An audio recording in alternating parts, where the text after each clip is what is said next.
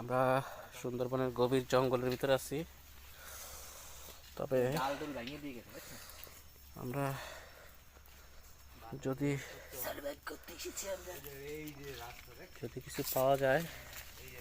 আমরা মধু সংগ্রহ করতে এসেছি।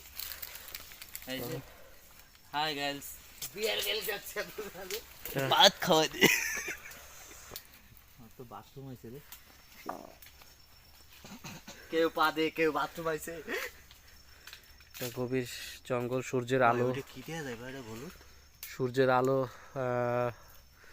ভিতরে আসি না ধরতে গেলে খুব সামান্য। আকাশ ছিদ্র হয়ে গেছে, এভাবে দেখা যাচ্ছে। তো আমরা পথ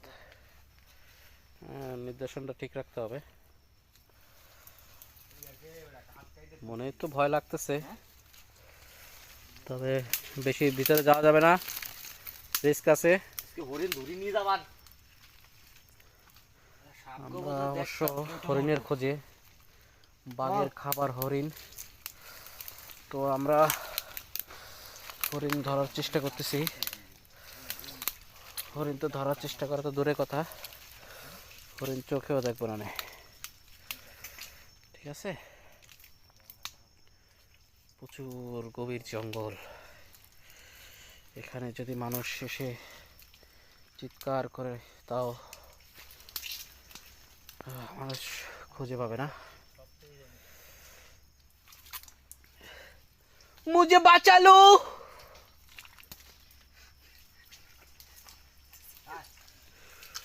তো অনেক জঙ্গল ভিতরে।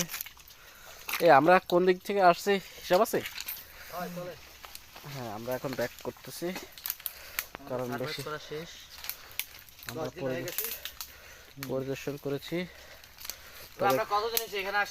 আমরা বেশ কয়েকদিন হয়েছে, আজকে শেষ। তো খালি পায়ে অনেক রিস্ক, খুব দেখে শুনে পাড়া দিতে হবে।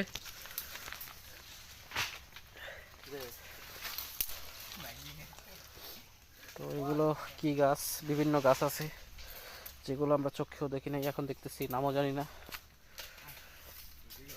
যদি ক্যামেরার সামনে হঠাৎ করে একটা বাঘ সামনে চলে আসে, তাহলে তো আমরা তাকে বলবো, গুরু আমাদের ছেড়ে দাও, আমরা আর জীবনে আসবো না।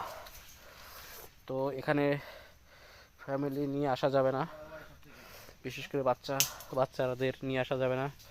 আর যাদের মনের ভিতরে ভয় আছে তাদের তো না, ডাইরেক্ট কথা না, এখানে